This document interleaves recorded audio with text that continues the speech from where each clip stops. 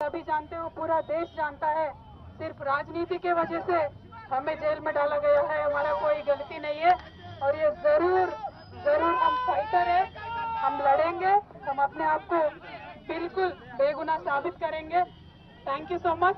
Jai Telangana.